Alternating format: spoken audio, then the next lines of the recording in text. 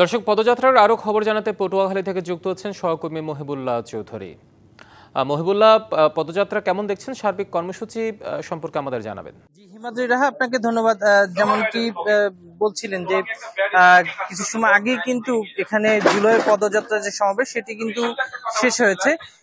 এখন বর্তমানে যে সকল নেতাকর্মীরা রয়েছে উপস্থিত, তারা কিন্তু স্থানীয় নেতাকর্মী, বিশেষ করে স্থানীয় নেতাকর্মী তারা কিন্তু অবস্থান করছে। এছাড়া কেন্দ্রীয় যে সকল নেতাকর্মীরা ছিলেন, বিশেষ করে নাহিদ আলম এবং নাহিদ ইসলাম এবং সার্জিস আলম সহ যে কেন্দ্রীয় নেতারা, এনসিপির যারা কেন্দ্রীয় নেতা কর্মীরা রয়েছে, তারা কিন্তু ইতিমধ্যেই পটুয়াখালীর কিন্তু ত্যাগ করেছেন বলে আমরা জানতে পেরেছি। তারা ইতিমধ্যেই কিন্তু বরগুনার উদ্দেশ্যে কিন্তু রওনা দিয়েছেন বলে আমরা জানতে পেরেছি। এখন বর্তমানে কিন্তু হালকা কিন্তু বৃষ্টি চলছে, যার কারণে নেতাকর্মীরা কিন্তু অনেকেই কিন্তু নিরাপদ স্থানে রয়েছে। তো পটুয়াখালীতে এখন এনসিপির সার্বিক যে কার্যক্রম সেটি কিন্তু সম্পন্ন হয়েছে। তো পটুয়াখালী থেকে এই ছিল সর্বশেষ তথ্য। হিমাদ্রি। মহিবুল্লাহ, আপনাকে ধন্যবাদ।